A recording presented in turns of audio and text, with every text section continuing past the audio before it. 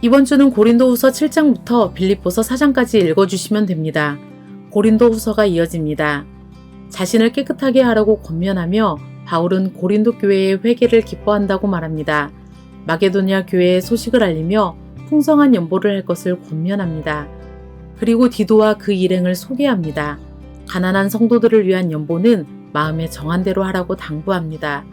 바울은 자신의 사역과 사도직에 대해서 변호합니다. 다른 복음을 받아들인 고린도 교회에게 바울의 사랑을 말하며 그리스도에 대한 자신의 참됨과 고난에 대해서 자랑합니다. 주님께서 보여주신 환상과 계시를 받은 자신에 대해 이야기하며 자신의 약함을 자랑합니다. 그리고 고린도 교회의 여러 가지 일들을 염려한다고 기록합니다.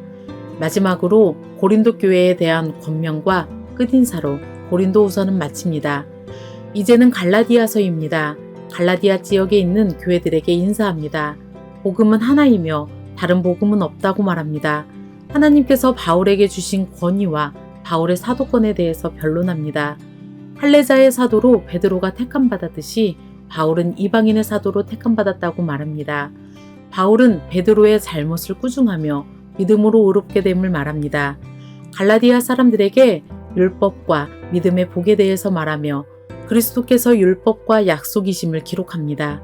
믿음으로 의롭게 된 사람들은 하나님의 복을 받는다고 말합니다.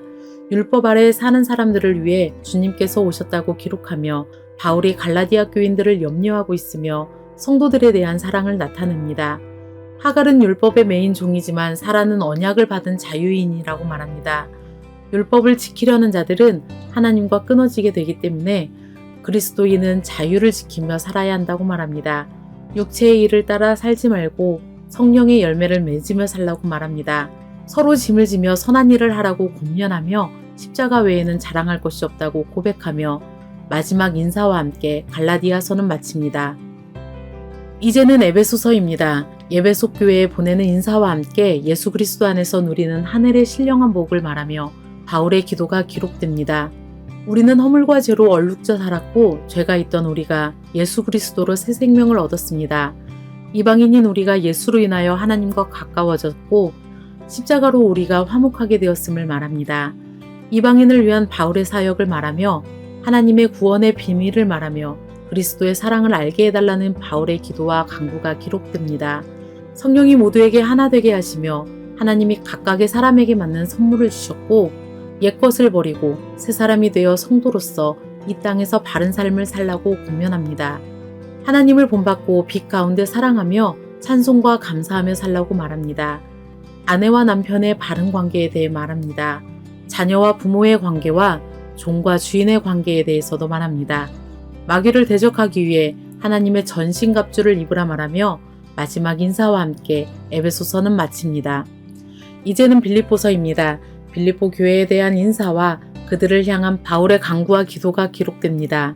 바울이 당하는 고난은 복음을 위해 유익하다 말하며 고난을 두려워하지 말라고 당부합니다. 겸손하게 대하고 서로 사랑하며 예수 그리스도의 겸손을 본받으라고 말합니다. 하나님이 원하시는 흠없는 사람으로 살아가라고 권면합니다.